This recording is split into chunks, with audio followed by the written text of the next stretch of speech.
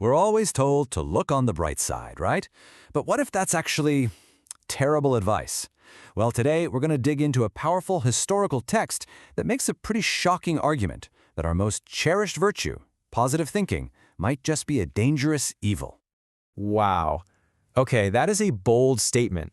It just flies in the face of everything we're taught about the power of positivity. But the author here isn't just trying to be provocative, you know? They're sounding an alarm about a very specific kind of cheap optimism, a kind they say is a real peril in serious times. All right, so what is the problem with looking on the bright side? I mean, how can that be a bad thing? Let's dive in and break down why the author thinks it's such a dangerous trap. So first things first, let's be super clear.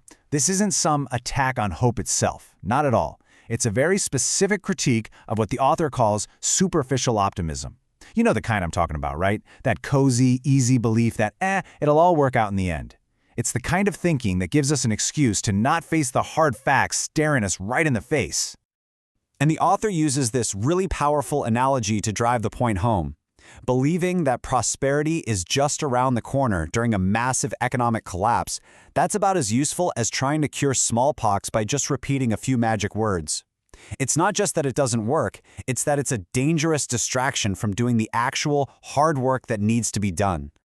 This whole idea is captured perfectly in this ancient quote from the prophet Jeremiah. It's a warning, thousands of years old, against pretending everything's okay when it's really not. It's like slapping a Band-Aid on a gaping wound and telling everyone you're healed. It just doesn't work that way. Okay, so why is this kind of thinking so tempting, especially, the author argues, for Americans? It turns out there are two big historical forces that have kind of pushed the country in this direction, towards this easy-peasy optimism. On one hand, you had the open frontier. For centuries, if things got tough, you could just head west. There was always more land, more opportunity. It created this deep-seated psychological belief that there are no dead ends, you know? And on the other hand, you have the rise of what the author calls comfortable Christianity, a version of faith that cherry-picked all the hopeful, happy parts and just kind of forgot about the tough stuff, like sacrifice and struggle. And the author actually sums up this simplified faith with this almost satirical creed. It's a belief system where all the hard edges have been sanded down, leaving just this comfy, passive idea that, hey, everything will turn out all right in the end. But to completely shatter this cozy worldview, the author brings up one simple, stark fact. Just a number, 6 miles. So what's that all about? Well, it's the distance between two incredibly important places. And that short journey represents the inseparable link between real hope and real hardship. So at one end of that 6-mile trip, you've got Bethlehem. And Bethlehem, of course, represents everything we love to focus on. It's the beautiful story of the Christmas carols, the promise of a new start. It's the part that feels warm and fuzzy. But just 6 miles down the road, you have Calvary. And this represents the part of the story we'd all much rather ignore, right?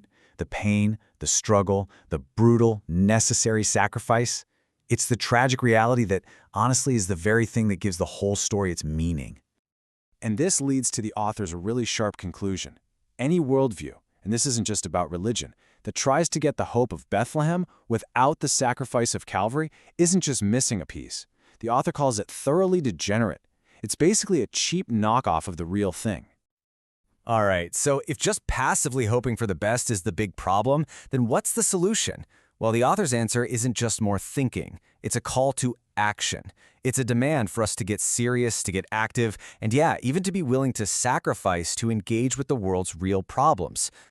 And this call to seriousness happens in 3 key areas. First, in our civic life, we need to revive a kind of citizenship that's demanding and even sacrificial.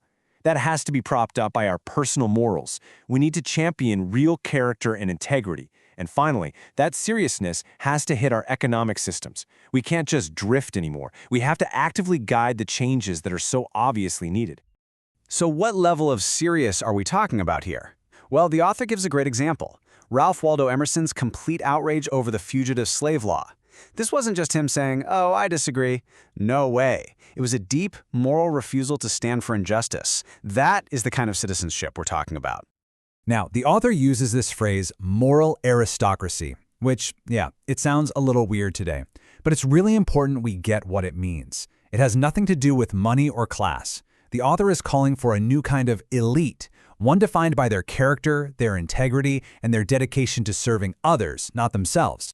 And when it comes to the economy, the warning is crystal clear. Just sitting back and hoping that the system will magically fix itself, that's actually the most dangerous thing we can do. The author warns that drifting leads not to peace, but to revolution. The only safe path forward is to get in the driver's seat and actively, wisely, guide the huge changes that have to happen. So, after all this talk about hard facts and struggle and sacrifice, you might be thinking, wow, this sounds pretty pessimistic. But here's the twist. In this final section, the author argues the complete opposite.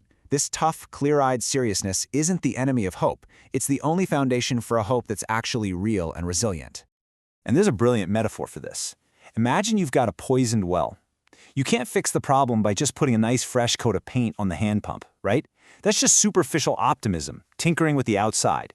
Real change, lasting change, only comes when you go down and clean the well itself. It's about a deep, internal renewal, right at the source. So, here's the ultimate takeaway. You just can't fix society with external solutions alone. I mean, better laws, better economic plans, sure, we need those. But that's just painting the pump. The author argues that the deepest trouble is actually inside of us, and that means any lasting change has to start with a profound revival of spiritual life. And this final quote just brings it all together perfectly. It's a prayer, but notice, it's not a prayer for the world to change. It's a prayer for a change within. It's this recognition that the whole project of renewing society has to start with renewing our own hearts, our own spirits.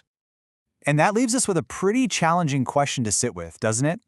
This text might be from a different time, but man, does its warning feel relevant right now. So let's ask ourselves, in our own lives, in our communities, in the wider world, where are we tempted to say peace, peace when there is no peace? Where are we just looking on the bright side when what's really needed is the courage to face the hard truth and get serious?